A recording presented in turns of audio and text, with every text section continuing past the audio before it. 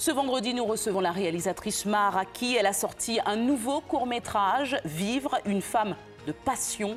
Quelle vision a-t-elle du cinéma local et quel projet sur le long terme? Elle nous en parlera sans langue de bois tout à l'heure. Ce vendredi, c'est une jeune réalisatrice prometteuse que nous recevons, martiniquaise basée à Barbade. À 36 ans, Maha Raki est entrée dans le monde de la réalisation cinématographique il y a 11 ans. Alors parmi ces dates, 2002, premier court-métrage intitulé Innocent. Maha Raki, bonjour. Bonjour Catherine.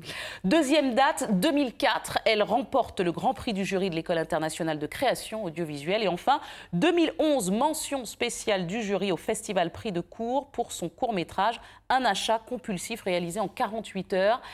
Vous voyagez beaucoup. Être martiniquaise et se présenter à l'extérieur, présenter ses films à l'extérieur, est-ce difficile quand on vient d'un petit département comme le nôtre?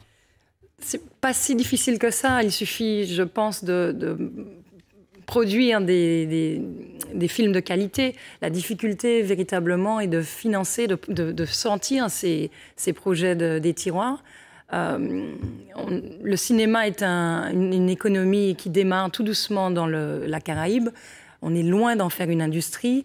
On est loin des mecs du cinéma, on est loin d'Hollywood, on est loin de Paris où les choses se décident, notamment sur les subventions. Et justement, c'est pour ça que vous êtes partie ?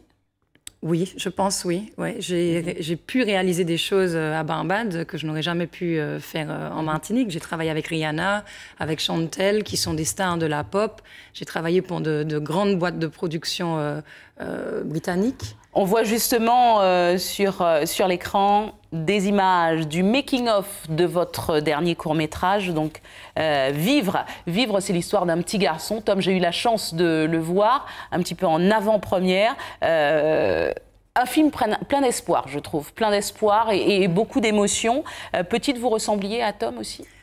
Non, j'étais sur le plateau de Martinique Première hier et je disais que j'étais une enfant timide. Je vivais mes histoires à l'intérieur. Je disais effectivement qu'il est temps que je les sorte. Donc j'étais loin d'être une enfant comme Tom, mais j'avais plein de rêves, beaucoup de rêves. Alors d'où est venu tout ce scénario en fait? Vous disiez justement le jour de la projection, de la première projection, que c'est un film que vous aviez écrit quand vous étiez à l'école. Ouais, je venais d'être diplômée et je venais justement d'obtenir le prix de l'Écart, le Grand Prix du jury pour Digit, que vous avez mentionné en 2004. Et j'avais envie d'écrire quelque chose d'ambitieux. Comment c'est venu? Pardon. Comment m'est venue l'idée? C'est vraiment l'observation de la société, l'observation des jeunes. Aujourd'hui, quand on pose la question à un jeune, qu'est-ce que tu veux faire plus tard? La réponse est difficile parce que le monde est difficile.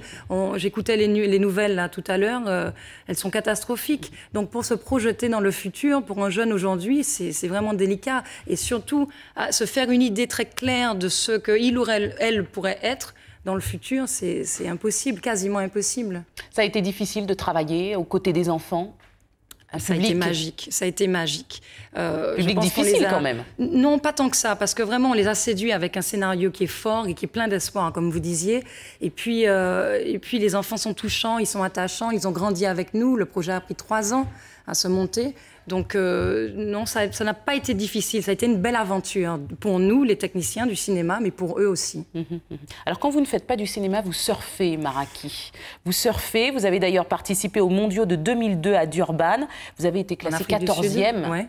Sur 50, c'est pas mal, félicitations. Merci. Est-ce que c'est là que vous puisez votre imagination, justement? C'est complémentaire? Mon imagination, pardon, non, mais mon énergie, oui, c'est ce qui me permet de garder un équilibre et surtout de garder les pieds sur terre. Russell Crowe, je crois, dit que le cinéma, c'est comme le surf. Un jour, on surfe une belle vague, on est en haut de la vague, et le lendemain, on est au fond, on se fait écraser et écrabouiller par les flots. Donc, on vous voit justement sur ces images à Trinité, donc sur la plage des surfeurs. Vous vivez à Barbade, Maha Raki.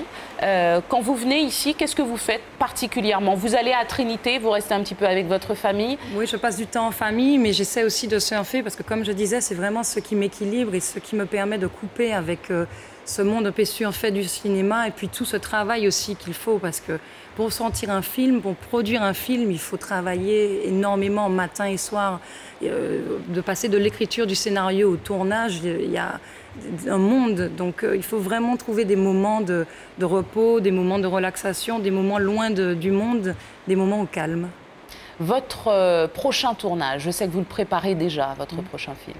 Oui, je ne peux pas en dire beaucoup parce que dans ce métier, il faut garder les choses un peu secrètes. Mais je pense réaliser une comédie romantique qui pourrait se passer entre la Martinique et Barbade et peut-être Paris. Et puis éventuellement une fiction documentaire. Et j'espère pour vous que vous allez trouver des sponsors. Oui, nous aussi, oui, bien sûr, des sponsors, mais aussi des financements. J'espère que le Centre national de la cinématographie nous suivra. Merci beaucoup, Mara Akié, et bonne chance. Merci. Bonne route. Merci. À bientôt.